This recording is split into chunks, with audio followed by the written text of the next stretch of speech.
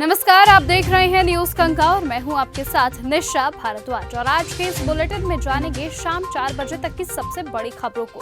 तो चलिए बिना वक्त गवाए बताते हैं आपको आज शाम 4 बजे तक की सबसे बड़ी खबरें। जम्मू कश्मीर में महसूस किए गए भूकंप के झटके, साथ ही साथ श्रीनगर में भी भूकंप महसूस किया गया है। ये झटके 12:20 पर महसूस किए। सत्ता में बैठे सरकारी खजाने को लूट रहे हैं। बिहार के पूर्व उप मुख्यमंत्री और राजद नेता तेजस्वी यादव ने कहा, सत्ता में बैठे लोग समझ रहे हैं कि वो दोबारा सरकार में नहीं आएंगे और इसीलिए वो सरकारी खजाने से लूट कर रहे हैं। वो बाहरी लोगों को टेंडर दे रहे हैं और कमीशन पाने की जल्दबाजी में है। पटना में फिर होगा महागठबंधन का मंथन। बिहार विधानसभा चुनावों के चलते पटना में एक बार फिर महागठबंधन का मंथन होगा। गठबंधन के सभी दल इस मीटिंग का हिस्सा बनेंगे। इस मीटिंग में चुनावों की रणनीति से लेकर सीट शेयरिंग को लेकर चर्चा की जाएगी। साथ ही साथ अभी तक गठबंधन का सीएम फेस कौन होगा, इस पर भी सस्पेंस बना हुआ है। माना गया है कि सीएम फेस को लेकर भी चर्चा हो सकती है। स्कूलों में हिंदी का राज ठाकरे ने किया विरोध। महाराष्ट्र सरकार ने सभी मराठी और अंग्रेजी माध्यम के स्कूलों में 1ली से 5वीं कक्षा तक तीसरी भाषा के रूप में हिंदी अनिवार्य करने का फैसला कर लिया है। इसके पहले राज्य में 2 भाषाओं की पढ़ाई 5वीं कक्षाओं तक थी। इसको लेकर अब मुख्यमंत्री देवेंद्र फडणवीस ने तीखी प्रतिक्रिया दी। सीएम ने कहा, महाराष्ट्र में मराठी भाषा अनिवार्य है, सभी को ये भाषा सीखनी चाहिए। संजय निषाद ने गृह मंत्री अमित शाह से कर दी बड़ी मांग। उत्तर प्रदेश सरकार में मत्स्य मंत्री और निषाद पार्टी के राष्ट्रीय अध्यक्ष डॉक्टर संजय कुमार निषाद ने शुक्रवार को दिल्ली में केंद्रीय गृह मंत्री के साथ उनके आवास पर मुलाकात की थी। ये भेंट काफी आत्मीय रही, जिसमें मंत्री संजय निषाद ने मछुआ समुदाय से जुड़े कई लंबित मुद्दों को गृह मंत्री के समक्ष रखा। उन्होंने कहा, मछुआ समाज लंबे समय से अपने सामाजिक और संवैधानिक अधिकारों के लिए संघर्ष कर रहा है और अब वक्त आ गया है कि सरकार इस दिशा में ठोस कदम उठाए। झारखंड की धरती पर पहली बार एयर शो। झारखंड की राजधानी रांची में 19 और 20 अप्रैल को भारतीय वायुसेना का 2 दिवसीय वर्ल्ड क्लास एयर शो आयोजित किया गया है।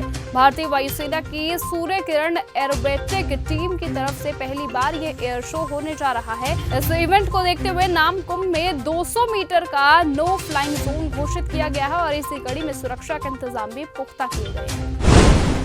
सीलमपुर हत्याकांड को लेकर बीजेपी पर भड़के संजय सिंह। दिल्ली के सीलमपुर इलाके में 17 साल के कुणाल की हत्या आरोप के बाद हिंदुओं के पलायन का पोस्टर सामने आने के बाद आम आदमी पार्टी के राज्यसभा सांसद संजय सिंह ने बीजेपी पर निशाना साधा। उन्होंने बीजेपी सरकार पर सवाल खड़े करते हुए कहा कि बीजेपी का डबल इंजन कबाड़ हो चुका है। आप सांसद संजय सिंह ने कहा कि बीजेपी वालों से दिल्ली नहीं संभल रही है। देश में कानून व्यवस्था कैसे संभलेगी? दिल्ली में कानून व्यवस्था बदहाल हो चुकी है।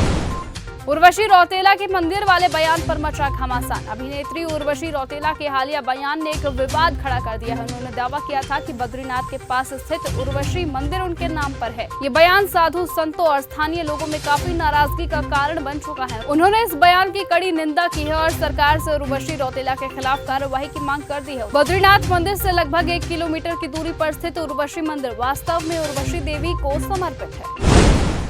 ढाका की हवा में मिला जहर। भारत का पड़ोसी देश बांग्लादेश ने जहां इस समय एक तरफ शेख हसीना की आर्मी हल्ला बोल कर रही है, वहीं दूसरी ओर देश को एक और मुसीबत की मार झेलनी पड़ी है। राजधानी ढाका में जहरीली हवा का स्तर बढ़ गया है और प्रदूषण ने लोगों की मुश्किलों को बढ़ा दिया है।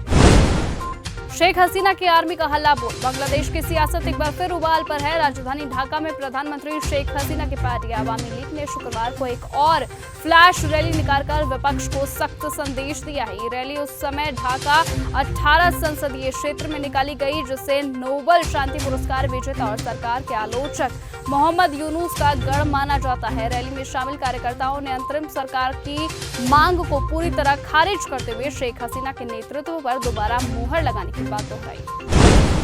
तो फिलहाल आज के इस बुलेटिन में सिर्फ इतना ही। देश और दुनिया की तमाम बाकी खबरों से ऐसे ही जुड़े रहने के लिए आप बने रहिए और लगातार देखते रहिए न्यूज गंगा। नमस्कार। ऐसी ही खबरों को सुनने और देखने के लिए सब्सक्राइब करना बिल्कुल मत भूलिएगा चैनल न्यूज गंगा। खबरें अच्छी लगी तो लाइक का बटन दबाना बिल्कुल मत भूलिएगा। कमेंट बॉक्स में टाइप भी कर सकते हैं और हाँ, शेयर करना भी बिल्कुल मत भूलिएगा।